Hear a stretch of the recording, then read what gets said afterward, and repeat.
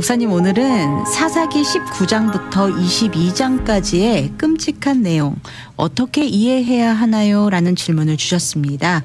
오늘의 질문을 먼저 함께 나눠보도록 하겠습니다.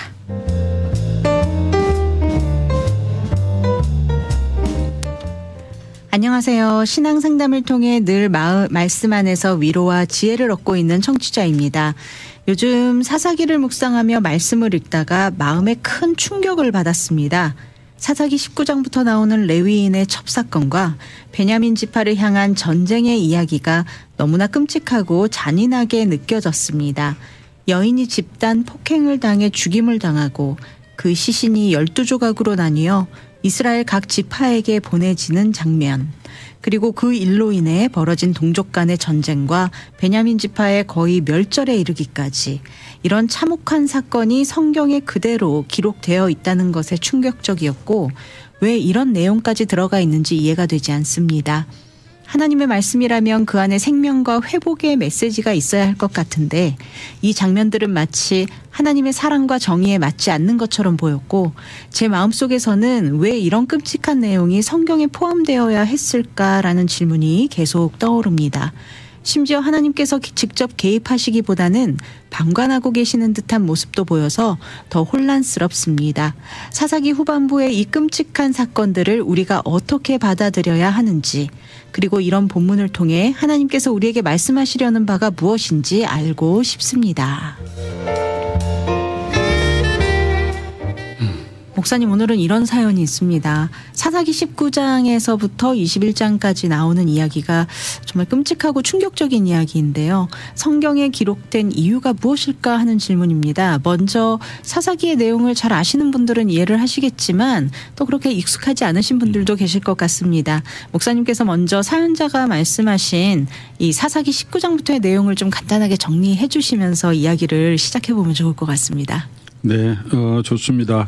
오늘은 좀 성경 해석에 대한 질문이네요. 네. 이런 질문들은 참 좋은 것 같습니다. 네, 지난주 요가 이야기도 참 많은 분들이 좋아하셨습니다. 예. 네.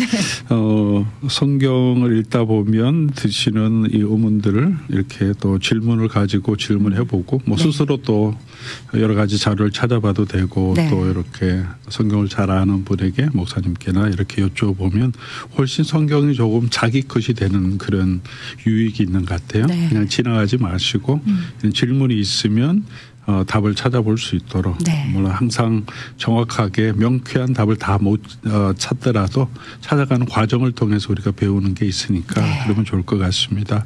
뭐 사사기서의 배경에 대해서 잘 모르시는 분도 계셔서 아마 잠깐 아나운서님 언급하신 대로 설명드리면, 사사기서는 이제 여호수아에 의해서 가나안 땅에 정착한 이후에 그리고 그 땅을 분배하고 그 다음에 이제 왕정이 세워지기 전에 사울 왕이 세워지기 근간의 한 300~400년 기간 이스라엘이 이제 하나의 부족 공동체처럼 지내고 있었죠. 그래서 특별히 왕이 없이 외적이 침입할 때는 이제 사사들을 하나님이 세우셔서 그들의 손에서 구원해 주시고, 그러니까 민족 지파별로 이렇게 사사들이 생기게 되고, 그래서 그런 내용들이 이제 사사기 1장부터 16장까지 있죠. 그래서 6명의 큰 사사들이 이야기가 쭉 이어지고 마지막에 이제 우리가 잘 아는 삼손 이야기가 이제 16장에서 끝나거든요. 그리고 그 이후에 사사기가 21장까지 되어 있는데 한참 이제 이야기가 남아 있어요. 그래서 먼저 나오는 이야기가 미가의 집 이야기가 16장에서 18장까지. 그래서 미가의 집이 에브라임 산지에 있는 미가의 집에 레위인이 제사장으로 들어가는데 드라빔을 섬기는, 하나님을 섬기는 게 우상 섬기는 제사장으로 있다가 이 사람이 단 지파가 자기 지파의 제사장 되라고 하니까 배신하고 가는 이야기. 그것도 이제 사람들 자기 마음대로 사는 종교적인 문제고, 그 다음에 두 번째 이야기가 오늘 이 사연자께서 질문하신 이야기죠. 19장부터 19장, 20장, 21장 3장에 걸쳐서 나오는 내용인데, 실제로 끔찍한 영적인 도덕적인 혼란의 상황을 우리에게 보여주고 있죠. 19장에 이제 이 이야기는 에브라임 산지에 사는 한 레위 사람이 있었는데, 이 레위 사람이 첩이 있었어요. 근데 첩이 있었는데 첩이 행음했어요. 첩이 바람핀 거죠. 그래서 도망가서 집에 갔는데 베들레헴에. 근데 또 이 레위 사람이 이제 다시 자기 아내를 사랑했는지 데리고 오려고 집에 가서 화해하고 이제 데리고 오다가 네. 이제 밤에 유숙하게 되는데 베냐민 지파의 한 성읍인 기브아라는 곳에 에브라임은 이제 베냐민 지나서 약간 북쪽으로 올라가야 되거든요. 네. 지역적으로. 그곳에 가서 이제 노인이 이제 초청해서 들어갔는데 밤에 이 성에 있는 불량배들이 찾아와서 네. 이 레위 사람을 끌어내라. 그래서 그 사람과 우리가 관계하겠다. 네. 이제 동성애적인 성폭행을 하겠다는 거죠. 네. 소돔에 있었던 것과 똑같은 이야기예요. 네네. 그래서 그렇게 하자고 하니까 주인이 안 된다고 내 딸들이나 뭐 이렇게 해라 그렇게 하니까 이제 네. 하도 이 사람들이 막 소란을 피니까 이 레위 사람이 안 되겠다 싶어서 자기 처벌 내어주고 네. 문을 닫아. 그러니까 이 사람 밖에 있던 불량배들이 이 처벌 밤새 이제 성폭행하는 거죠. 네. 그러니까 집단 성폭행하고 아침에 보니까 죽어 있어서 네. 레위인이 열이 엄청 받아서 네. 이제 집에 가서 이 자기 여인의 자기 첩에 이제 죽은 시신을 12조가로 전해갖고 이스라엘 지파에 다 보내는 거예요. 네. 그러니까 이제 난리가 난 거죠. 네. 그게 이제 19장의 내용이고 20장의 내용은 그래서 난리가 나서 다 모아서 이게 무슨 일이냐 했더니 이렇게 사정이 이렇다 설명하니까 이제 이스라엘 모든 족장들이 모여서 베냐민 지파한테 얘기하는 거죠. 너네 기브아에서 이런 짓 한 사람 내놔라. 우리가 처벌해야 된다. 이런 건 그냥 둘 수 없다. 네. 그런데 베냐민 지파가 안 된다. 우리 형제인데 안 된다. 이렇게 네. 버티는 거예요. 그러다가 이제 전쟁이 일어나는 거죠. 네. 그래서 11지파와 베냐민 지파 간에 전쟁이 일어나고 이틀 동안 전쟁하는데 처음에는 좀 밀려요. 2번이나 이스라엘 연합군이 지는데 네. 세 번째 날 여호와께 묻고 여호와께서 올라가라 하니까 이번에는 좀 전략을 잘 짜서 세 번째로 완전히 이기는데 이기면서 이제 그동안 당한 게 있고 이 행태가 너무 속상하니까 네. 이 거의 진멸할 정도로 전쟁에 나온 숫자가 베냐민 지파 숫자가 2만 5천 명을 죽였는데 600명만 네. 남을 정도로 전쟁에 나갔는데 2만 5천 명이 나갔는데 600명 남았다 그러면 거의 전멸이죠. 예, 네. 보통 많이 죽어도 뭐 몇 천 명에서 몇만 명만 죽어도 굉장히 많은 수인데 네. 이렇게 거의 전멸하다시피 따라가서 그냥 죽일 만큼 죽이고 네. 그것뿐만 아니라 베냐민 성읍을 이제 다 다니면서 군인으로 다 나왔으니까 네. 거기가 성읍을 다 완전히 초토화시키면 가축이면 사람 다 죽이는 거죠. 그렇게 진멸시켜버리는데 네. 그래 이제 그게 20장 21장에 들어가면 다 해놓고 보니까 너무한 것 같은 거예요. 네. 한 지파가 거의 사라져버렸잖아요. 그렇죠. 그러니까 이게 이제 너무 좀 이제 우리가 너무했다 싶어갖고 베냐민 지파를 살리자 네. 그래갖고 근데 이제 남자만 600명 남아 있으니까 이 사람도 살리려면 아내가 있어야 되는데 전쟁하는 중에 이스라엘 백성들이 베냐민 지파 미움 이렇게 분노에 차갖고 누구도 우리가 딸을 베냐민 지파에 주면 이스라엘 우리에게서 끊어진다 이렇게 네. 서약을 한 거예요. 그러니까 우리 자기 딸을 못 줘. 그러니까 이제 뭐 나름대로 꾀를 내는 거죠. 그래서 이제 함께 모여서 이 일을 토론하기 모였는데 보니까 한 마을 사람들이 안 온 거예요. 길라디 아베스 사람이 안 왔어. 네. 그래서 열받아 있는데 그래 그러면 이 마을을 쳐갖고 거기 있는 여자들 잡아와서 네. 주자 이렇게 한 거예요. 그래서 그 마을에 또 쳐들어가서 진멸시키고 자기 민족들인데 그래도 죽이고 거기서 400명의 처녀를 잡아와서 베냐민 지파에 주는데 아직 200명 모자라잖아요. 네. 600명 남아있어. 네. 그러니까 이건 어떻게 할까 그러다가 실로라고 하는 곳이 축제가 있는데 여자들이 이제 올라와서 거기서 축제에 참여하고 내려갈 때 베냐민 지파한테 너네들 가서 알아서 잡아가라. 보쌈해가라는 거죠. 보쌈시켜서 왜냐하면 자기는 소약해서 스스로는 줄 수 없으니까 네. 이게 잡아가는 거 우리가 아무 말 안 하겠다. 네. 그렇게 이제 하면서 이제 200명 잡아가게 했다.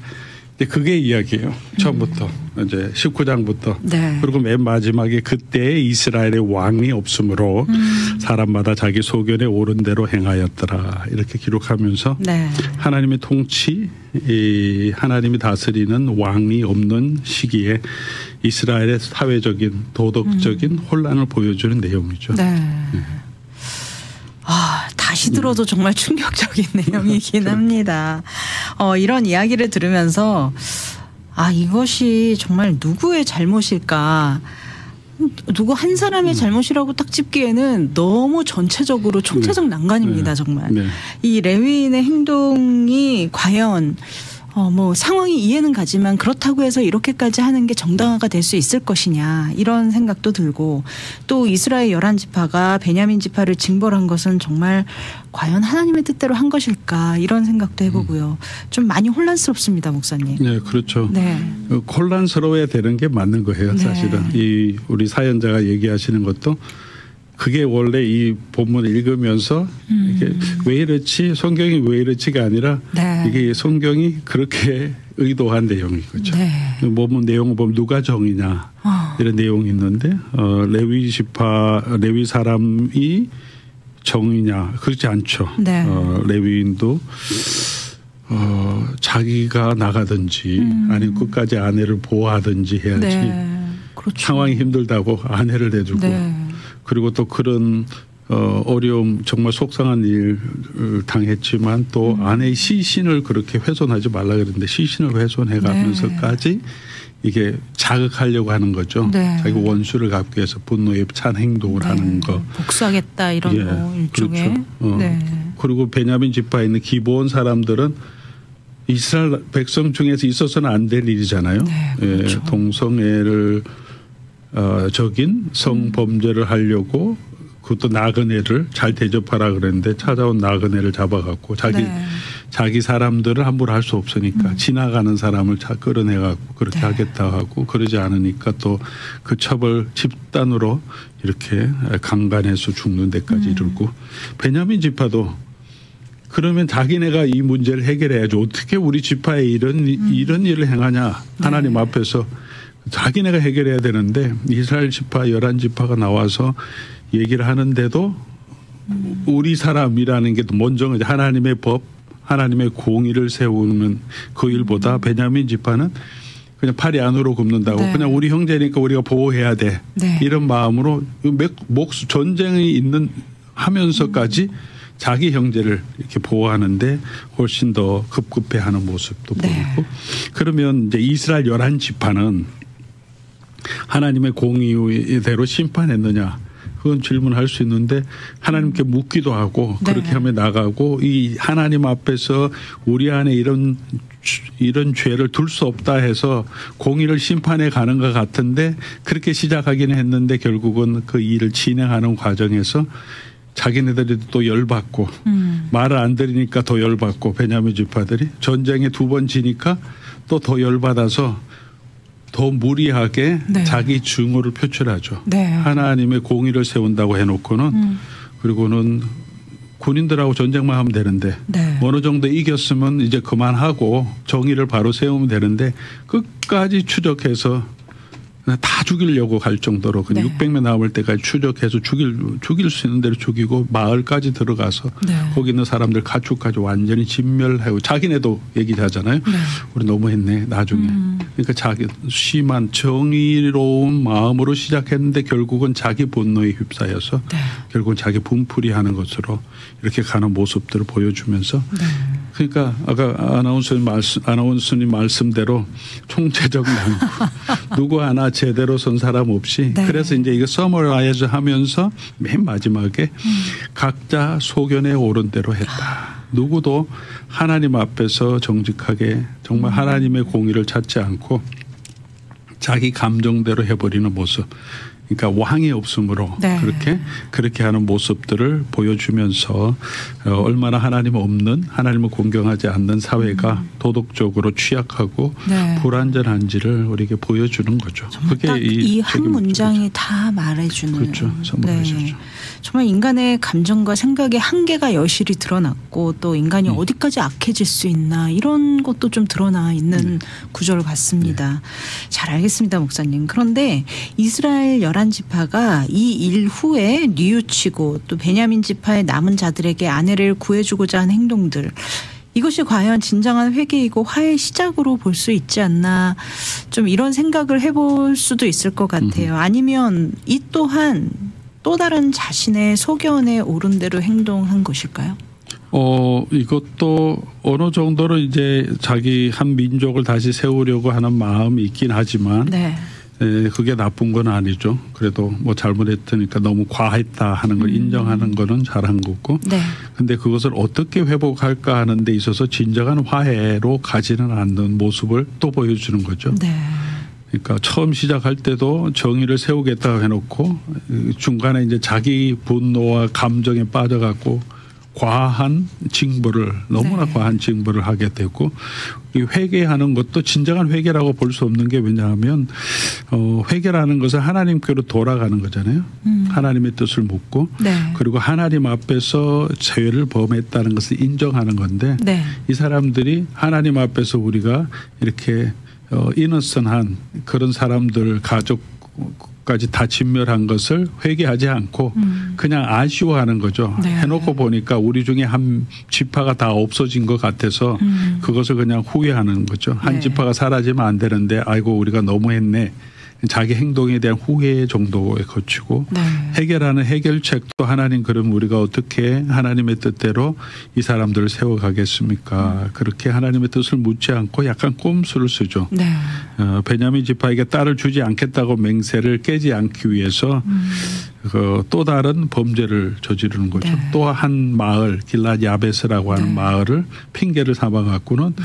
그 마을에 가서 그 마을을 완전히 멸절시키는 거죠. 네. 이 멸절을 하는 거는 이스라엘 백성들이 가나안을 점령할 때 이방의 그 가나안 백성들을 내어 쫓을 때 하라고 하신 네. 아주 제한된 하나님의 명령인데 네. 그 방법을 자기 민족한테 이게 행하는 거예요. 네. 베냐민 지파도 거의 멸절시키려고 했고 요 길랏 야베스 이 마을 사람도 이 집회에 오지 않았다고 해서 찾아가 갖고 사실은 목적은 여자가 필요해서 네. 핑계 김에 그렇게 하는 거 꼼수죠. 그게 다 안 되니까 네. 실로에 올라가는 처자들도 그렇게 할 거면 자기네가 그냥 우리가 우리 중에서 뭐 그전에 했지만 이게 잘못됐으니까 바꾸고 다시 우리가 아내를 주자 이렇게 하면 되는데 네. 자기네는 그 책임을 안 지려고 하고 그냥 강제로 이렇게 뺏어가게 하고 네. 그리고 그 처녀들은 자기 뜻과 상관없이 그 처녀들의 부모님들의 마음은 상관없이 그냥 자기가 이제 하는 꼼수로 이 네. 문제를 해결해 하려고 하는 법과 맹세를 교모하게 피해 가려고 하는 행동을 하는 걸 보면서 네.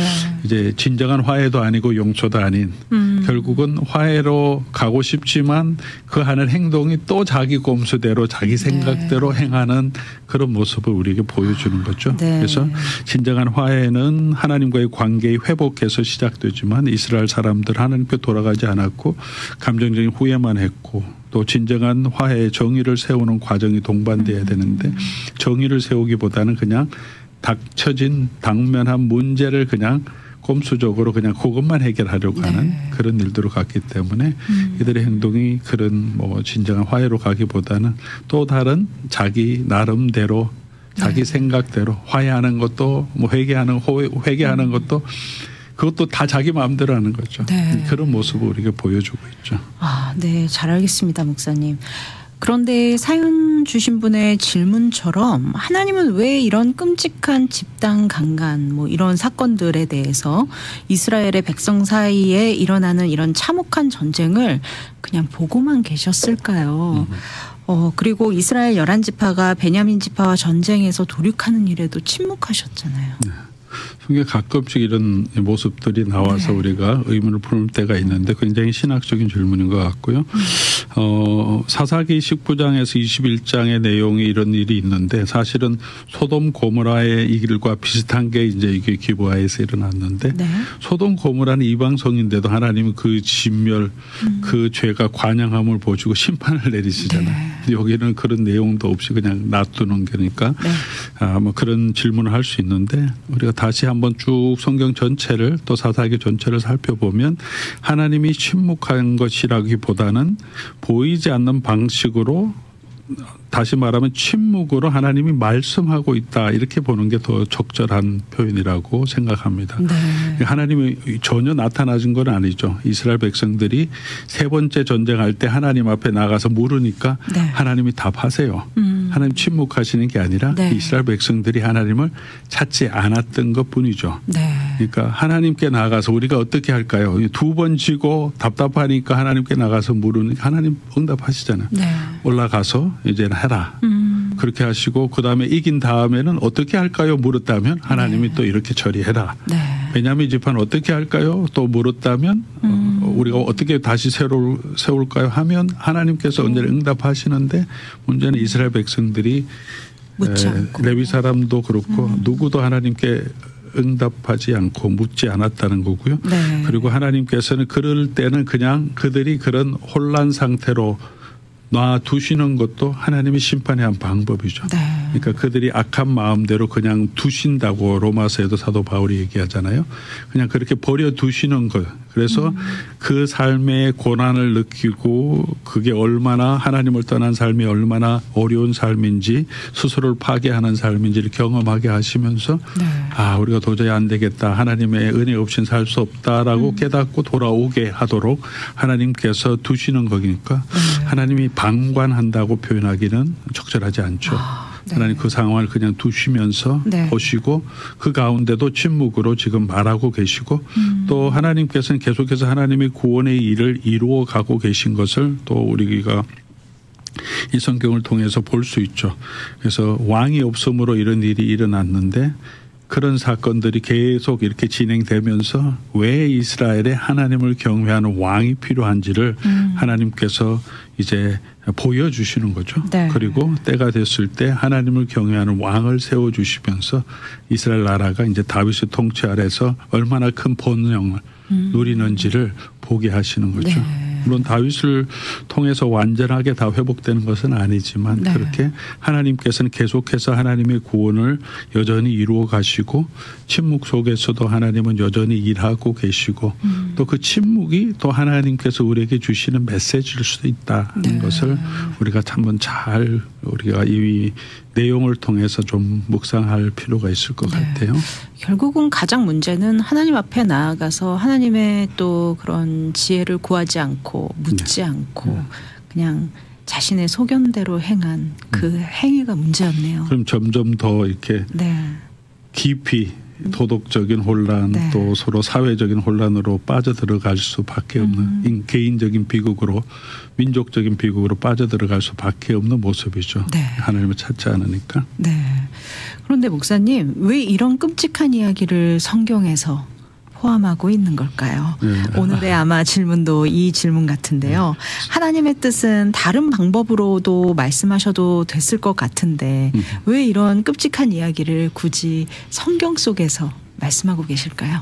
그 성경은 항상 그 좋은 인물들의 네. 영웅 이야기는 아니죠. 네. 왜냐하면 성경은 그렇게 생각하면 이제 좋은 말씀만 기록된 명언집이나 잠언집이 아니고 성경은 인간이 얼마나 하나님을 떠난 인간의 타락한 인간의 그 참혹한 모습 그게 얼마나 비참한지를 우리에게 보여주고 네. 그리고 얼마나 우리가 하나님의 구원 없이는 설 수 없는 자임을 보여주는 게 그래서 하나님의 구원의 방법 예수님을 네. 통해서 우리를 구원하신 그 구원의 필요성을 보여주는 게 성경이잖아요. 네. 그런 경우에 그게 성경이라면 성경에는 아담 하와의 타락부터 이제 시작하잖아요. 네. 그러니까 인간이 얼마나 그다음 타락 후에 모든 문명을 이루었던 인류가 고대 문명 이루었던 인류가 하는 생각마다 모든 행위가 생각부터 행동이 다 악한 모습도 보여주고 네. 하나님 홍수를 심판하시고 그러니까 우리 사람들은 하나님을 떠나서는 정말 대책이 없다. 대책이 네. 없는 인간이다라는 것을 궁극적으로 보여주는 메시지를 담고 있는 거죠. 네. 그래서 이 하나님의 구원이 필요한 것임을 우리에게 보여주는 거죠. 그래서 사사기서는 사사기 자체로 끝나는 게 아니죠. 사사기 자체로 보면 너무나 절망스러운 이야기지만 이 사사기에서 이제 사무엘서로 이어지면서 그런 절망을 다시 회복하는 하나님이 이제 기름 부은 왕을 주시면서 이스라엘에 다시 회복하는 모습을 보여주잖아요. 그러니까 성경 전체는 66권이지만 성경 전체의 메시지는 그 하나로서 모든 것을 다 말하는 것이 아니라 창세기부터 계시록까지 또 한 책인 거죠. 66권이고 다른 사람이 썼고 1500년 이상의 기간이 있지만 우리가 성경을 하나의 책으로 생각하는 것은 창세기부터 계시록까지 한 주제로 하나님의 구원 역사라는 주제로 큰 드라마로 이어져 있기 때문에 그렇고 사사기의 메시지가 있는 것은 그 메시지가 다시 회복된 하나님의 나라, 하나님의 구원의 필요성을 우리에게 보여주는 메시지를 담고 있는 거죠. 결국 이제 사사기의 절망은 하나님의 기름 부음 받은 다윗 왕이 즉위함으로 1차적으로 회복되죠. 그런데 다윗도 다윗의 통치 아래서 이스라엘의 진정한 평화를 누리지 못하죠. 왜냐하면 다윗 자체가 가지고 있는 부족함 때문에 그렇죠. 다윗도 결국은 죄를 지었죠. 강간을 하죠.